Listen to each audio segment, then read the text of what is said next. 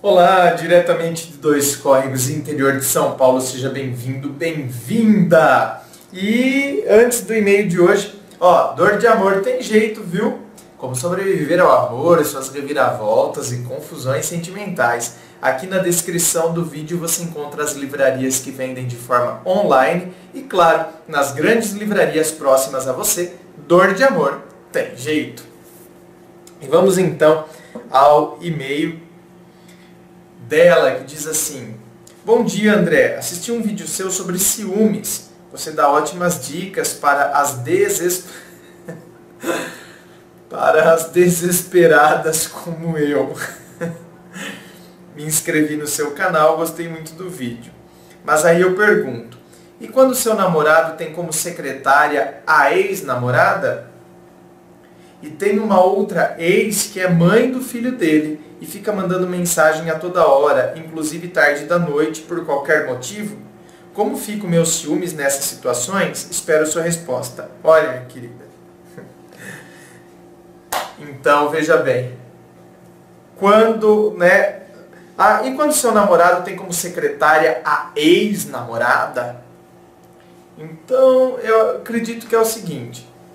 Existem situações e situações.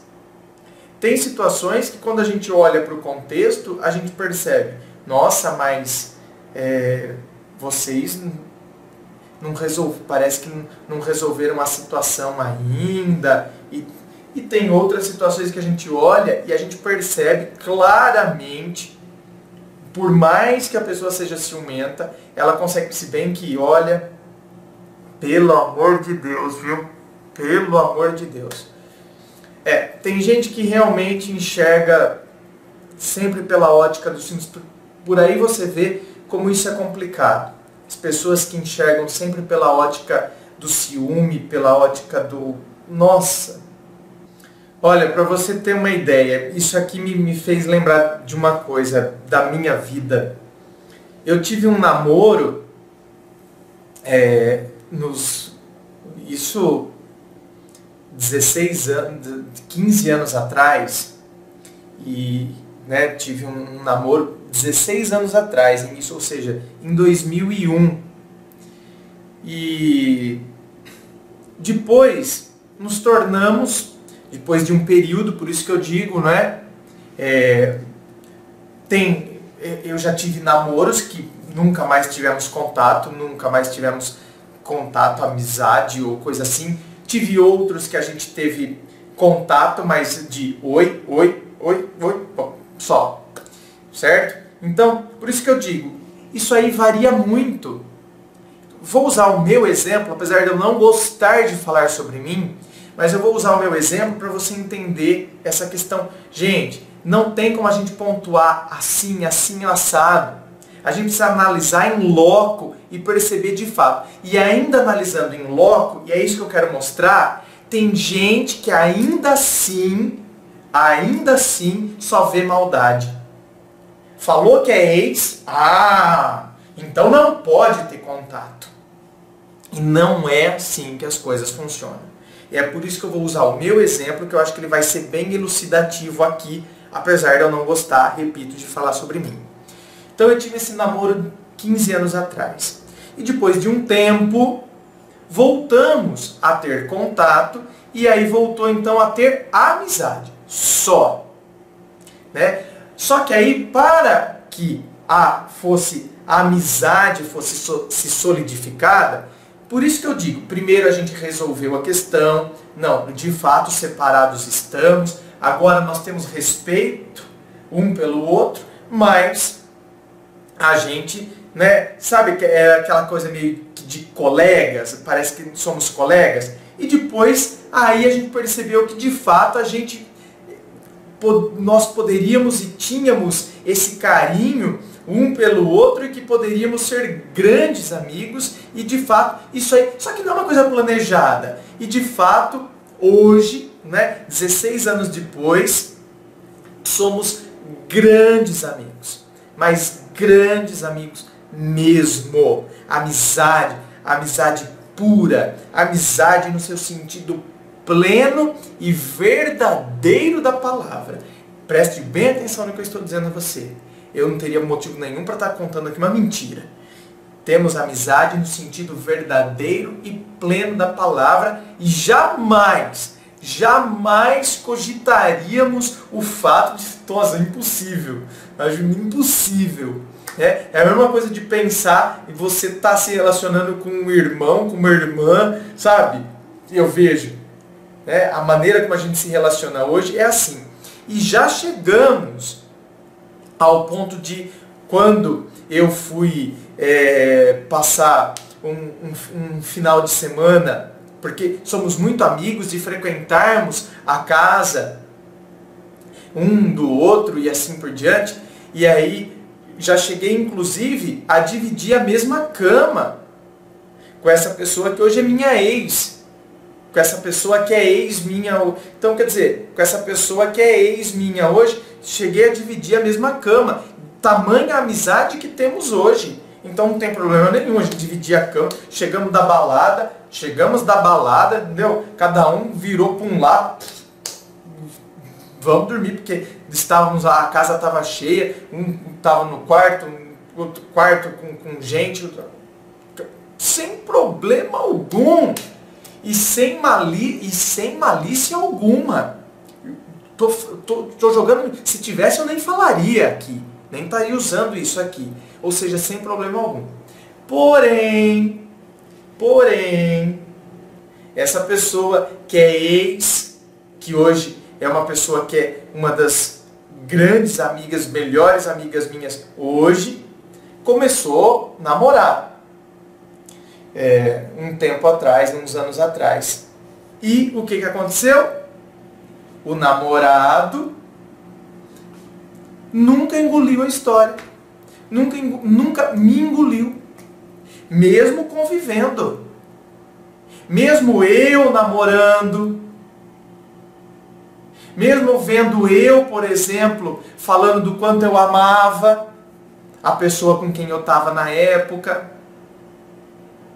Sabe? Falando, partilhando, mas não engolia.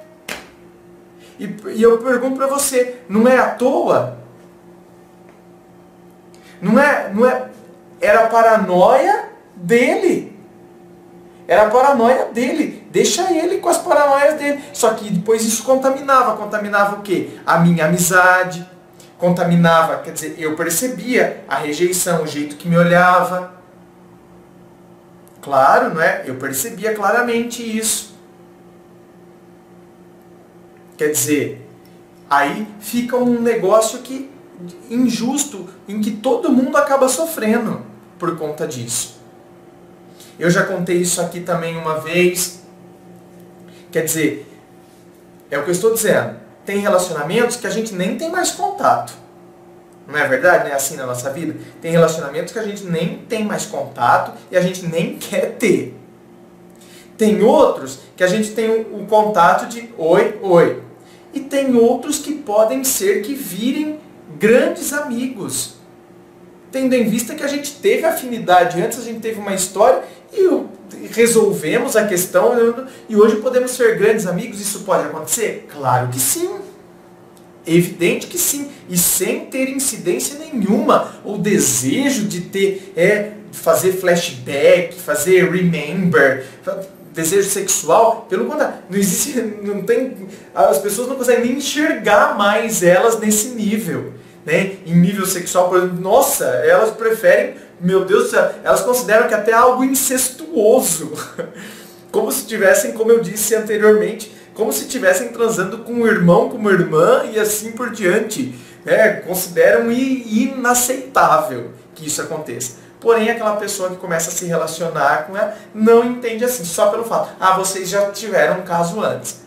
E eu já até citei esse exemplo também. Por exemplo, eu já tive ex que depois a gente tive uma grande história ao lado dessa pessoa e depois acabamos morando juntos.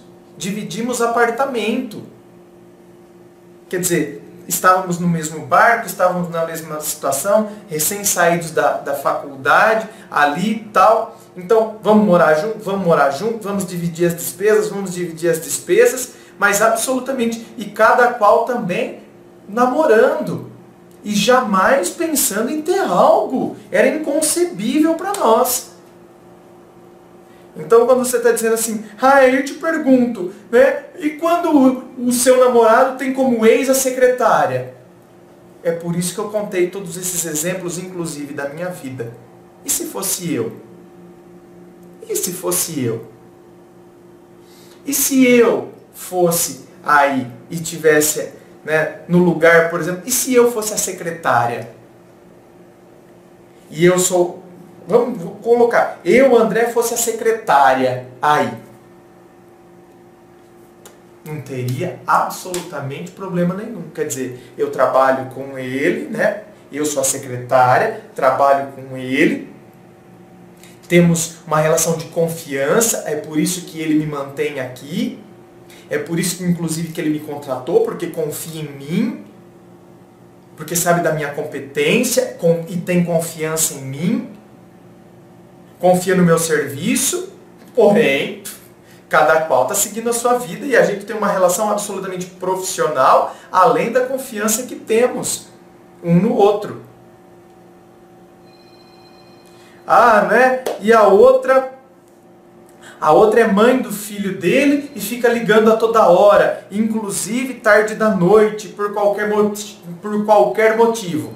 Esse qualquer motivo está relacionado ao quê? Está relacionado ao filho?